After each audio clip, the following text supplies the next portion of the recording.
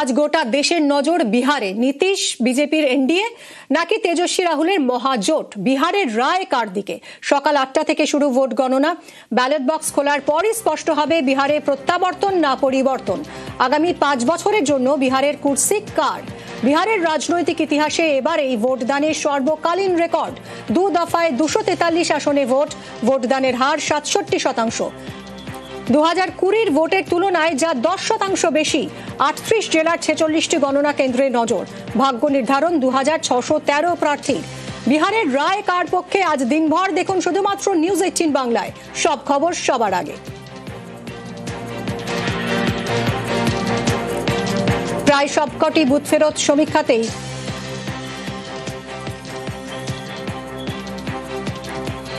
সকাল 8টা থেকেই বিহারের ভোট গণনা শুরু।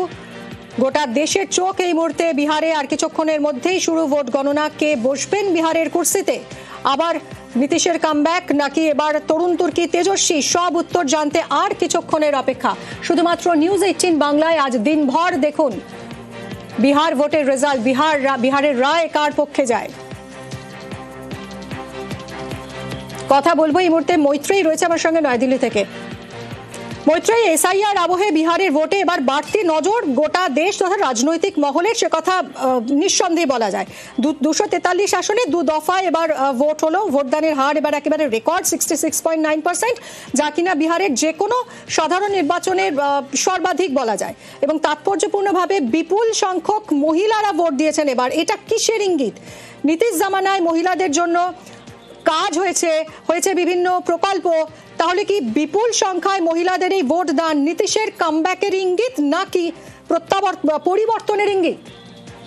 দেখো, সেটা স্পষ্ট হবে আর কিছুক্ষণ বাদে। কিন্তু যে সমস্ত এক্সিট পোলের যে রিপোর্ট বেরিয়েছে সেখানে কিন্তু প্রত্যাবর্তনেরই ইঙ্গিত দেওয়া হয়েছে এবং সেখানে এনডিএরই সরকার গঠন হবে এমন ইঙ্গিতই কিন্তু প্রকাশ্যে এসেছে।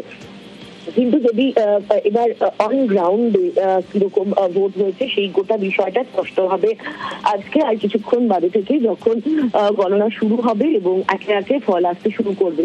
তবে দেখো, মহিলা ভোটের বেশি শতাংশ ভোট পড়া কিন্তু এবারের জন্য একটা বড় পার্সেন্টেজ। তার কারণ একদিকে যখন মহিলাদের জন্য এই একেবারে এককালীন টাকা দেওয়ার কথা ঘোষণা করেছিল নীতিশ সরকার, এবং এককালীন টাকা দিয়েও ছিল, এবং তার পরপরই কিন্তু মহাগঠবন্ধনের তরফ থেকে তেজস্বী যাদব তিনি ঘোষণা করেছিলেন যে তিনি সরকারে আসলে প্রথম বছরের টাকা এককালীন 30,000 টাকা সবার অ্যাকাউন্টে চলে যাবে। কিন্তু আশ্বাসের থেকে অনেক বেশি সেই ক্যাশ টাকা কাজে আসে এবং সেখানে মহিলাদের ক্ষেত্রে দেখা গিয়েছিল যে তারা হাতে সেই টাকা পেয়ে তারা অনেক কিছু তারা স্বাবলম্বী হয়েছেন, তারা কাজ করেছেন এবং তারা কিন্তু অন গ্রাউন্ডে তারা অনেক বেশি খুশি ছিলেন। ফলে সেই জায়গায় দাঁড়িয়ে মহিলারা বেরিয়ে এসেছেন, মহিলারা ভোট দিয়েছেন। এবার দেখা যে সেই ভোটটা কোন দিকে গিয়েছে। তবে এখনো পর্যন্ত যদি এক্সিট পোলের দেখা যায় এবং এক্সিট পোলের রিপোর্ট দেখা যায়, তাহলে কিন্তু এনডিএর দিকেই অধিকাংশ এক্সিট পোলের দিক ইঙ্গিত করছে। ধন্যবাদ মৈত্রেয়ী। প্রায় সবকটি বুথ ফেরত সমীক্ষাতেই আরজেডি, কংগ্রেস, বিকাশশীল ইনসান পার্টি এবং 3 বাম দলের মহাজোটের তুলনায় এনডিএকে এগিয়ে রাখা হয়েছে। কিন্তু ভারতের নির্বাচনী ইতিহাস বলছে অনেক ক্ষেত্রেই এমন পূর্বাভাস মেলে না। তাই জয় নিয়ে বিজেপি জেডিইউ যতটা আত্মবিশ্বাসী, ততটাই জয় নিয়ে নিশ্চিত লালুপুত্র তেজস্বী।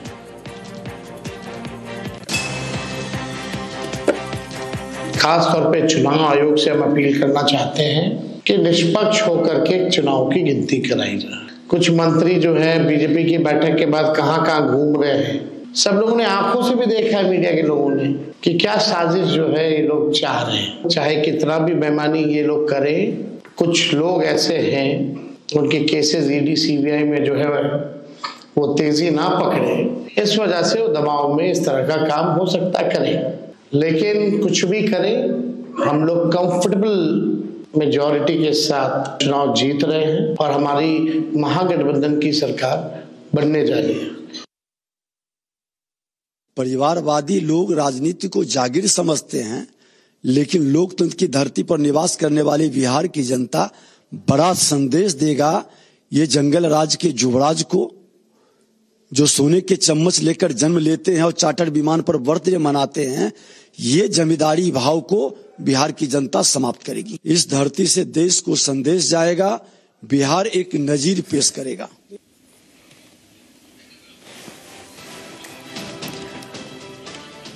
ভোটের আগে বিহারে এসআইআর জানিয়ে বিতর্ক তরজা কম নেই। জলগড়ায় সুপ্রিম কোর্টে ভোটার তালিকা থেকে প্রায় 40 লক্ষ নাম বাদ গিয়েছে। এসআইআর এর পর প্রথম ভোট বিহারে প্রথম দফায় 121টি আসনে ভোট পড়েছিল 65.08%। कई बड़े चेहरे हैं जिसका आज यहाँ पे फैसला होना है। नितिन नवीन यहाँ से है, राम कृपाल यादव का यहाँ से नतीजा निकलने वाला है, रितलाल यादव है। लेकिन आपको बता दें कि जो तमाम उम्मीदवारों के जो प्रतिनिधि हैं वो प्रवेश कर रहे हैं, सख्ती के साथ उनकी जांच की जा रही है।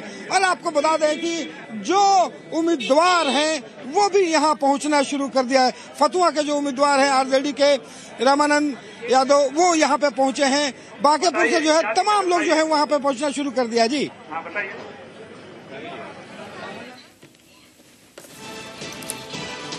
যেমনটা বলছিলাম, প্রথম দফায় 121টি আসনে ভোট পড়েছিল 65.07%।